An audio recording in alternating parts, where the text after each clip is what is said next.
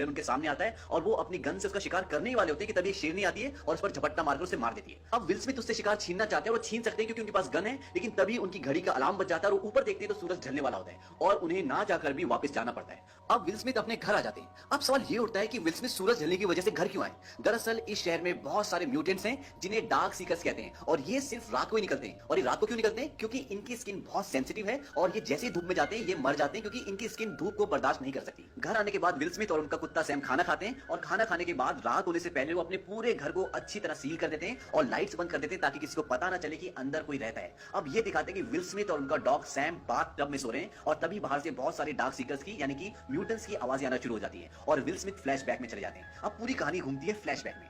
Flashback में ये दिखाते हैं कि विल स्मिथ अपने घर जाता है और घर जाने के बाद अपनी बीवी और बच्चों को लेकर एयरपोर्ट की ओर निकल जाता है और उन्हें बोलता है कि यहां से निकलने के बाद तुम सबसे पहले एटीएम जाना और जितने पैसे हो सकते निकाल लेना और कम से कम 2 हफ्तों का खाना लेकर फार्म हाउस में रहना और मैं वहीं पे तुम्हें मिलूंगा।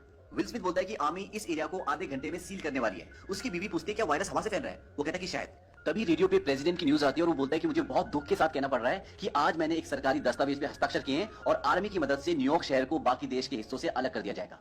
विल स्मिथ बोलता है कि हम इसे 2 हफ्तों में फैलने से रोक सकते हैं, मैं ऐसा कर सकता हूं। उसकी बीवी बोलती है कि तुम ये काम तो शहर से बाहर लेकर भी कर सकते हो।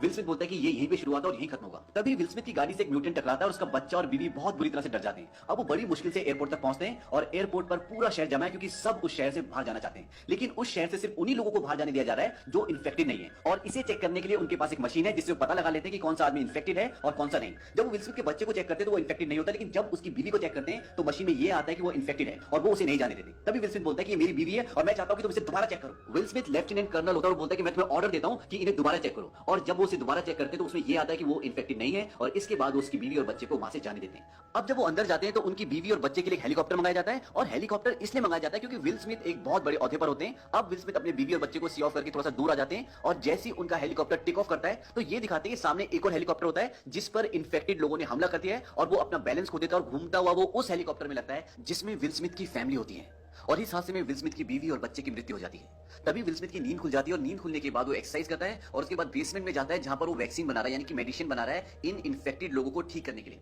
वहां पर उसने बहुत सारे चूहों को पकड़कर बंद कर रखा होता है और ये सारे चूहे इस वायरस से इन्फेक्टेड होते हैं और विल स्मिथ दवाई बनाकर इन चूहों पर ये टेस्ट करता है कि दवा काम कर रही कि नहीं।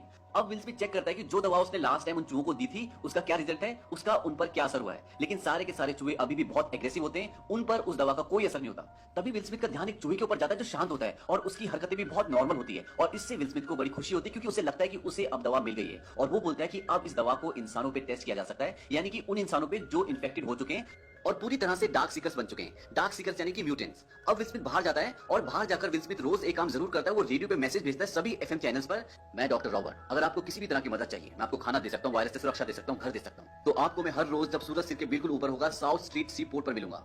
इसके बाद ये दिखाते हैं कि विल स्मिथ एक बहुत बड़े पानी के शिप के ऊपर होता है और उस शिप के ऊपर बहुत सारे फाइटर प्लेन्स होते हैं और एक फाइटर प्लेन के ऊपर विल स्मिथ होता है और वहां से वो गोल्फ खेल रहा होता है और एक एक करके वो बॉल पर शॉट मार रहा होता है और उसके साथ उसका कुत्ता भी होता है जिसका नाम सैम है।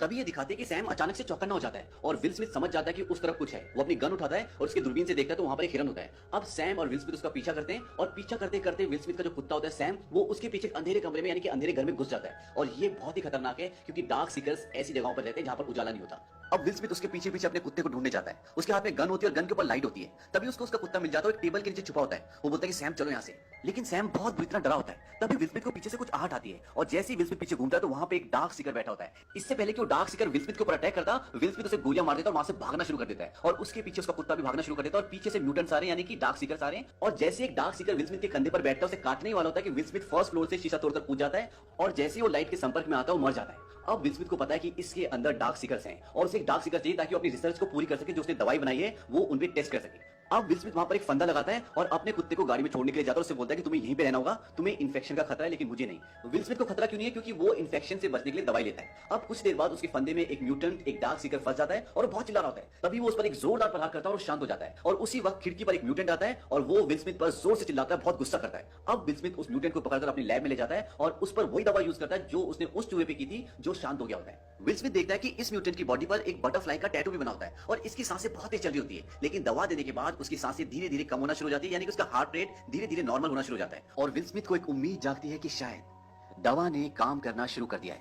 लेकिन तभी वो म्यूटेंट उठती है और जोर जोर से चिल्लाने लगती है और बेहोश हो जाती है और विल स्मिथ की सारी उम्मीदें टूट जाती है।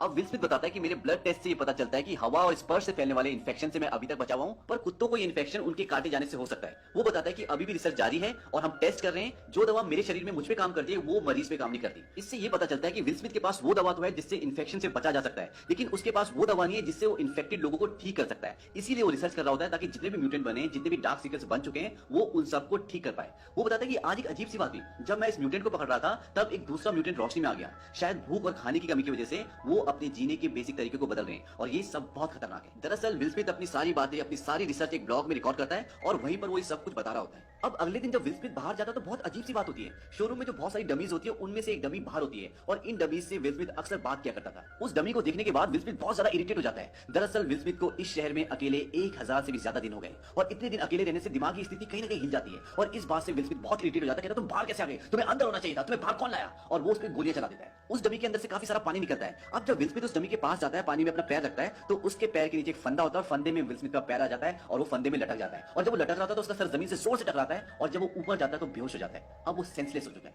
ये फंदा म्यूटेंट्स ने यानी कि डार्क सीकर्स ने लगाया होता है और ये फंदा ठीक उसी तरह का फंदा होता है जिस तरह का फंदा एक दिन पहले विल स्मिथ ने उस म्यूटेंट को पकड़ने के लिए लगाया था। अब विल स्मिथ की घड़ी का अलार्म बजना शुरू हो जाता है और उसे होश आता है। वो देखता है कि नीचे सैम उसका कुत्ता भौंक रहा होता है और अब शाम होने वाली है। वो अपनी जेब से चाकू निकालता है, अपनी रस्सी काटता है और नीचे गिरता है और जब वो नीचे गिरता है तो उसका चाकू उसी के पैर में घुस जाता है। अब विल स्मिथ जब घिसटता हुआ अपनी कार की तरफ जाता है तभी दो कुत्तों की भौंकने की आवाज आती है और सामने अंधेरे में एक म्यूटेंट होता है और ये वही म्यूटेंट होता है जो एक दिन पहले उजाले में आ गया था। वो अपने दोनों कुत्तों को छोड़ देता है और वो दोनों कुत्ते विल स्मिथ पर और उसके कुत्ते पे अटैक कर देते हैं। हालांकि विल स्मिथ उन दोनों कुत्तों को मार देता है लेकिन वो मरने से पहले विल स्मिथ के कुत्ते सैम को काट लेते हैं और अब उसे भी इन्फेक्शन फैल चुका है। अब विल स्मिथ अपने कुत्ते को अपने घर लेकर आता है और उसे दवा देता है लेकिन उस पर दवा का कोई असर नहीं होता और विल स्मिथ उसे अपनी गोद में लिटाकर उसका मुंह दबाकर उसे मार देता है। ये लम्हा विल स्मिथ के लिए बहुत दर्दनाक होता है क्योंकि सैम को उसने बचपन से पाला था और इस शहर में सैम के अलावा उसका कोई भी नहीं था। वो उसके साथ खेलता था, उससे बातें करता था और अब सैम इस दुनिया में नहीं रहा और विल स्मिथ पूरी तरह से अकेला हो गया।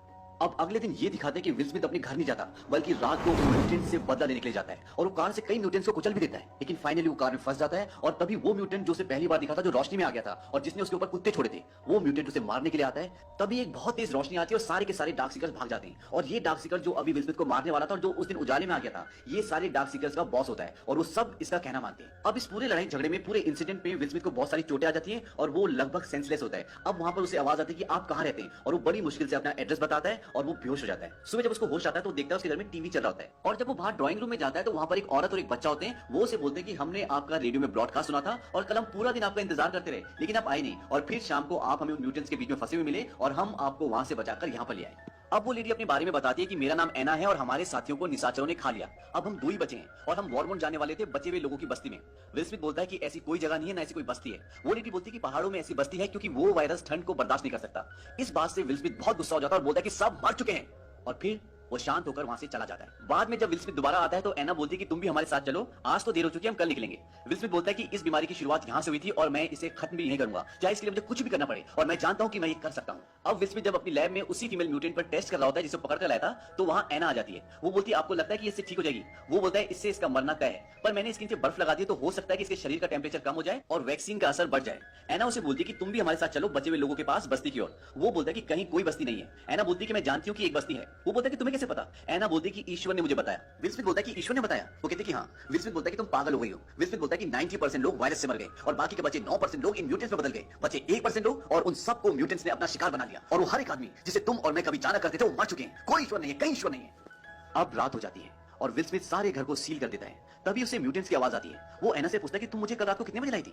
वो बोलते हैं कि बस सुबह होने वाली थी। विल स्मिथ बोलता है कि उन्होंने हमें ढूंढ लिया, वो हमारे घर तक आ गए। अब विल स्मिथ ने घर के चारों तरफ काफी सारे विस्फोटक लगाए होते हैं और वो उन सबको ब्लास्ट कर देता है जिसमें काफी सारे म्यूटेंट्स मर जाते हैं लेकिन फिर भी बहुत सारे म्यूटेंट्स उसके घर में घुस जाते हैं और एक ऐसा पल आता है जब एक म्यूटेंट विल स्मिथ को मारने वाला होता है कि उसके हाथ में गन आ जाती है और वो बच जाता है। अब वो लैब में चले जाते हैं। वहां जाकर देखते हैं कि जिस म्यूटेंट पे वो टेस्ट कर रहा था वो ठीक हो रही है, यानी उन्हें इलाज मिल गया। पर तभी वहां बहुत सारे म्यूटेंट्स आ जाते हैं। विल स्मिथ शीशे का दरवाजा बंद कर देता है जो कि बुलेट प्रूफ है, यानी कि बहुत मजबूत है। विल स्मिथ चिल्ला चिल्ला के बोलता है मैं तुम्हारी मदद कर सकता हूं, तुम्हें ठीक कर सकता हूं, मुझे इलाज मिल गया, दवा असर कर रही है। तभी वहां पर वही म्यूटेंट आ जाता है जो उन सब म्यूटेंट्स का बॉस होता है और वो शीशे में टक्कर मारना शुरू कर देता है और शीशा धीरे धीरे क्रैक हो रहा है और विल स्मिथ देखता है कि शीशे पर बटरफ्लाई का निशान बन जाता है और एना की नेक पर भी बटरफ्लाई का निशान होता है। और विल स्मिथ को यह भी याद आता है कि उसकी बेटी आखिरी बार बटरफ्लाई की बात कर रही होती है जब वो उन्हें एयरपोर्ट छोड़ने जा रहा था। विल स्मिथ को यकीन हो जाता है कि ये कोई डिवाइन मैसेज है और ये इत्तेफाक नहीं हो सकता। वो जल्दी से उस म्यूटेंट का ब्लड एक ट्यूब में निकालता है जो अब ठीक हो रही है क्योंकि अब उसके ब्लड में ही इस बीमारी का क्योर क्योर होता है और वो उन दोनों को एक छोटे से चैम्बर में बंद कर देता है जो सेफ होता है और उन्हें ब्लड सैंपल देते हुए बोलता है कि इसके अंदर ही इस बीमारी का क्योर है।